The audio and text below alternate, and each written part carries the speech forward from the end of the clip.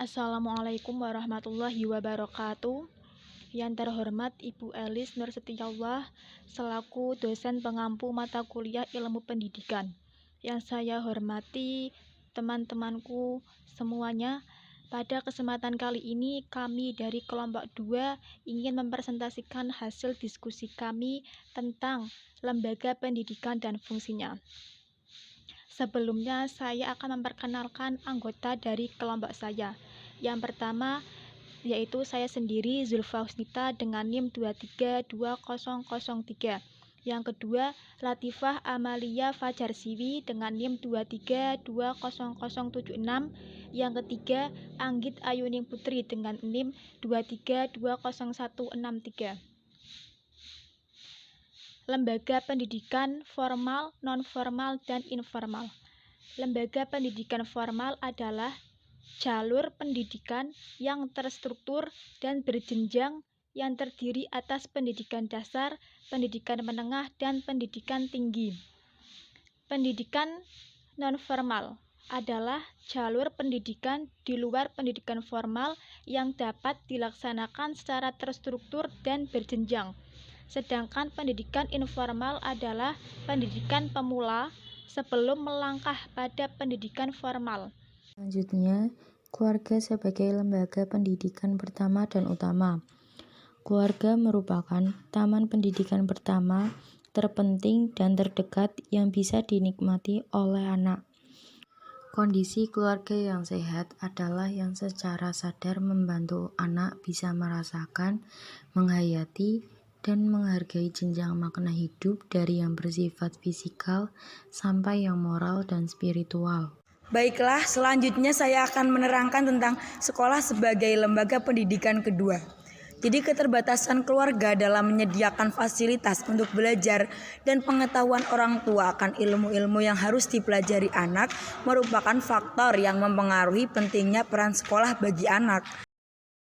Karena dari pihak keluarga atau orang tua sudah menyerahkan anaknya ke sekolah, otomatis sekolah bertanggung jawab atas pendidikan anak-anak selama mereka diserahkan kepadanya. Karena itu, peran sekolah sebagai lembaga pendidikan diantaranya sekolah membantu orang tua mengerjakan kebiasaan-kebiasaan yang baik serta menanamkan budi pekerti yang baik. Jadi di sekolah kita juga diajarkan bagaimana bersikap, bagaimana kita sopan. Yang kedua, sekolah memberikan pendidikan untuk kehidupan di dalam masyarakat yang sukar atau tidak dapat diberikan di rumah.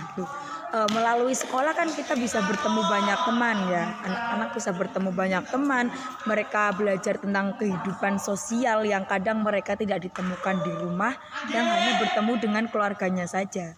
Yang ketiga, sekolah melatih anak-anak memperoleh kecakapan-kecakapan seperti membaca, menulis, berhitung, menggambar, serta ilmu-ilmu lain sifatnya mengembangkan kecerdasan dan pengetahuan.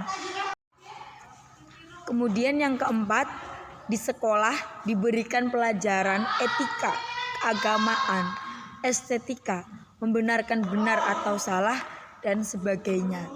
Jadi tidak serta-merta kita hanya mempelajari ilmu-ilmu akademik saja, tapi seperti akhlak, etika, dan juga non-akademik dipelajari di sekolahan. Selanjutnya, yang ketiga, masyarakat sebagai lembaga pendidikan ketiga. Lingkungan masyarakat luas jelas memiliki pengaruh besar terhadap keberhasilan penanaman nilai-nilai estetika dan etika untuk pembentukan karakter. Kaitan antara masyarakat dan pendidikan dapat ditinjau dari beberapa segi, yakni 1.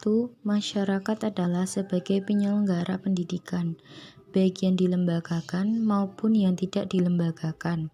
2. Lembaga-lembaga kemasyarakatan dan atau kelompok sosial di masyarakat, baik langsung maupun tak langsung, ikut mempunyai peran dan fungsi edukatif. 3. Dalam masyarakat tersedia berbagai sumber belajar, baik yang dirancang maupun dimanfaatkan. Secara konkret, peran fungsi pendidikan kemasyarakatan dapat dikemukakan sebagai berikut. 1. Memberikan kemampuan profesional untuk mengembangkan karir melalui kursus penyegaran penataran, lokakarya, seminar, konferensi ilmiah, dan sebagainya. 2. Memberikan kemampuan teknis akademik dalam suatu sistem pendidikan nasional seperti sekolah terbuka, kursus tertulis, dan pendidikan melalui radio dan televisi. 3. Ikut serta mengembangkan kemampuan kehidupan beragama melalui pesantren, pengajian, pendidikan agama di surau atau langgar, biara, sekolah minggu, dan sebagainya. 4.